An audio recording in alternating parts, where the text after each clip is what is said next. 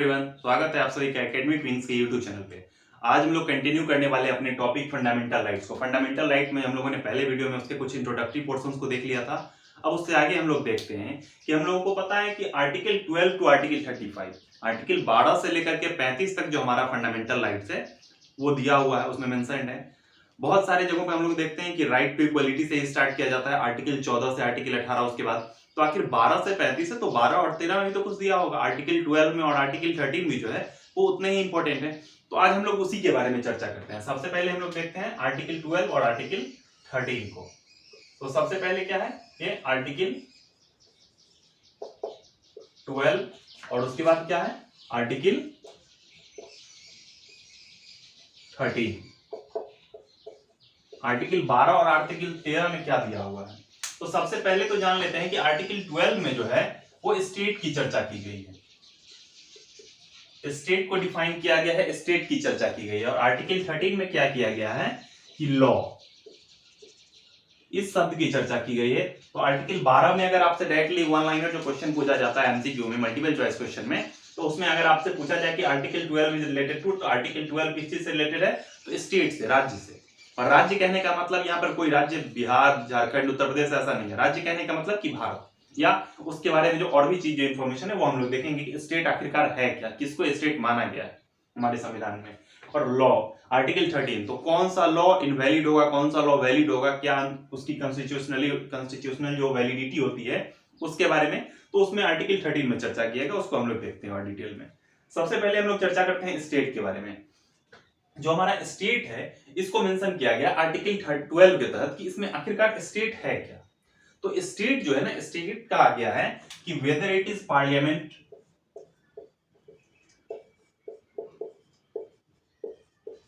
Parliament जो हमारा है, जो भारत का जो संसद है, जो सेंट्रल गवर्नमेंट जो बैठती है वो पार्लियामेंट में। अगर हम लोग पार्लियामेंट कहते हैं, जो पार्लियामेंट्री फॉर्म ऑफ हमारा गवर्नमेंट है, पार्लियामेंट्री फॉर्म गवर्नमेंट, उसमें कौन कौन से होते हैं हम लोगों को पता है कि हमारे जो पार्लियामेंट्री फॉर्म गवर्नमेंट में 3 ऑर्गन होते हैं गवर्नमेंट के, एग्जीक्यूटिव, लेजिस्लेटिव और जुडिशियरी। तो ये 3 जो ऑर्गन होते हैं उसमें भारतीय जो संविधान है, भारत का जो तरीका है, उसमें एग्जीक्यूटिव और जो लेजिस्लेटिव है वो एक दूसरे से जुड़े हुए हैं। जो एग्जीक्यूटिव और लेजिस्लेटिव वो एक दूसरे के पूरक है, एक दूसरे के पार्ट है। तो हमारा जो पार्लियामेंट है यहाँ, इस पार्लियामेंट का पार्ट कौन हो जाएगा, जो हमारा एग्जीक्यूटिव ऑर्गन है वो भी, और जो हमारा लेजिस्लेचर है, जो हमारा जो कार्यपालिका और विधायिका, तो ये दोनों क्या है, एक दूसरे से जुड़े हुए हैं और पार्लियामेंट के पार्ट ये दोनों हो जाएंगे। तो स्टेट जो हम लोग कह रहे हैं, तो स्टेट मींस पार्लियामेंट, और पार्लियामेंट कहने का मतलब जो एग्जीक्यूटिव ऑर्गन है वो भी, और जो लेजिस्लेटिव ऑर्गन यानी कि कार्यपालिका और विधायिका, जो दोनों अंग है वो स्टेट के अंतर्गत आ जाएंगे। ये तो सेंट्रल लेवल पे हो गए। अब हम लोग स्टेट लेवल पे बात करते हैं, तो स्टेट लेवल पे अगर हम लोग बात करते हैं तो स्टेट लेवल पे कौन हो जाएगा, जो स्टेट लेजिस्लेचर,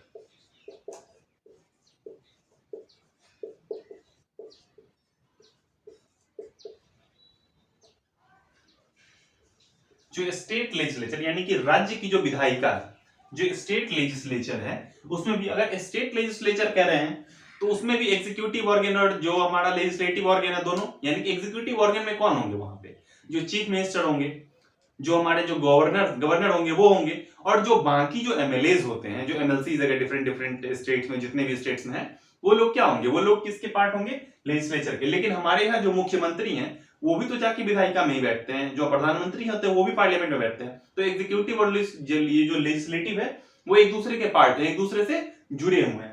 तो स्टेट का मतलब जो पार्लियामेंट यानी कि सेंट्रल गवर्नमेंट पे हो गया, स्टेट लेजिस्लेचर यानी जो राज्य विधायिका है वो भी उसका पार्ट हो गया। इसके अलावा जो हम लोग बात करते हैं जैसे कि म्युनिसिपैलिटीज हो गया, अगर हम लोग लोकल लेवल पे देखें तो लोकल लेवल पे क्या हो जाएगा कि जो म्युनिसिपैलिटीज है,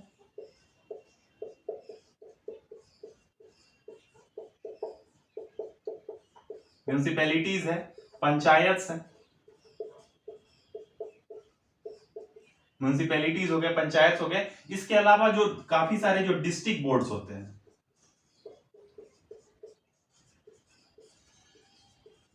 जो काफी सारे जो होते हैं वो डिस्ट्रिक्ट बोर्ड्स होते हैं, ये सारे क्या होंगे, ये स्टेट के पार्ट होंगे। अर्बन लेकर लोकल गवर्नमेंट के पार्ट ये हो गया, जो रूरल लेकर लोकल गवर्नमेंट का ये पार्ट हो गया। उसके अलावा जो डिस्ट्रिक्ट बोर्ड, बहुत सारे जो कोऑपरेटिव बोर्ड्स होते हैं ये सब।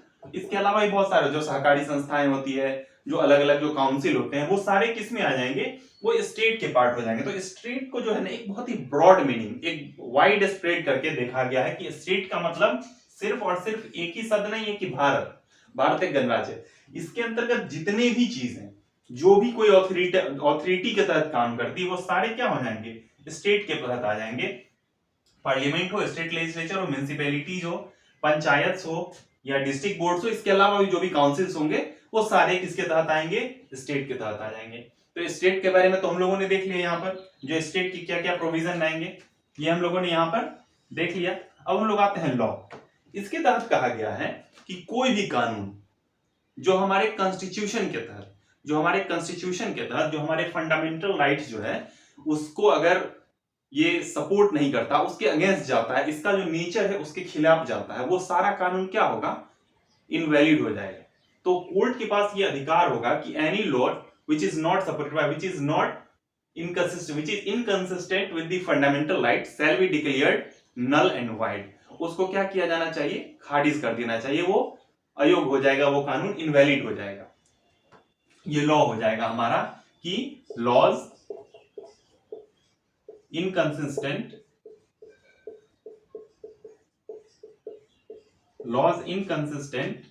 with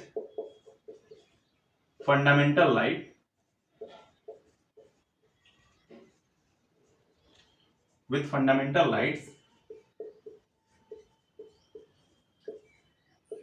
shall be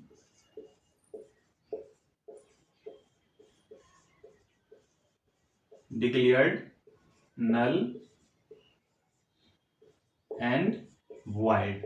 यानी कि कोई भी कानून जो हमारे फंडामेंटल राइट्स के नेचर के अगेंस्ट जा रहा है, वो सारा कानून क्या हो जाएगा, shall be declared null and void, यानी कि वो अयोग्य करार दे दिया जाएगा, जो inconsistent with the fundamental right, हमारे फंडामेंटल राइट के प्रोविजन के तहत जो लॉ इनकंसिस्टेंट होगा, उसके अनुरूप नहीं होगा, वो सारा नल एंड वाइड हो जाएगा। इसमें व्यक्ति के पास पावर भी है, व्यक्ति अगर उनकी जो कोई भी जो कानून उनके खिलाफ बनता है, कोई जो उनके फंडामेंटल राइट को अयोग्य घोषित कर सकता है, वो डायरेक्टली कहां जा सकते हैं, वो सुप्रीम कोर्ट में चैलेंज कर सकते हैं। इसके अलावा हाई कोर्ट्स में भी चैलेंज कर सकते हैं। दोनों के पास राइट है कि वो आपके जो फंडामेंटल राइट्स उसका अगर ब्रीच होता है तो आपको उस चीज को लागू करवाने में मदद करेगी। जो सुप्रीम कोर्ट है, सुप्रीम कोर्ट में आर्टिकल 32 के तहत, ये आर्टिकल 32 के तहत इस चीज को मेंशन किया गया, और हाई कोर्ट में जो किया गया है वो आर्टिकल 226, ये दोनों आर्टिकल्स काफी इंपॉर्टेंट है, ये पूछे जाते हैं। तो आर्टिकल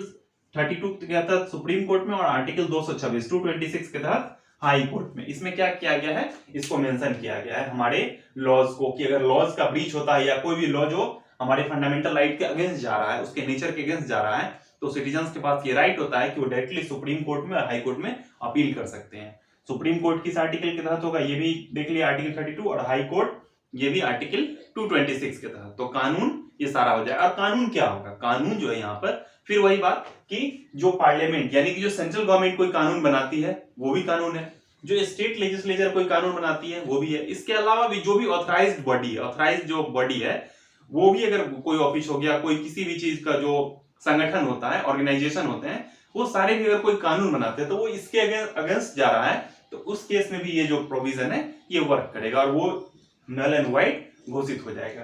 तो ये सारे कुछ जो फंडामेंटल राइट से रिलेटेड, जो आर्टिकल 12 और आर्टिकल 13 से रिलेटेड जो कुछ प्रोविजंस थे उसको हम लोगों ने देखा। इससे आगे के प्रोविजन में हम लोग डिटेल देखेंगे कि राइट टू इक्वलिटी क्या है, और उससे ज्यादा जो डिफरेंट जो 6 आर्टिकल्स है उसके बारे में हम लोग चर्चा करेंगे। Thank you.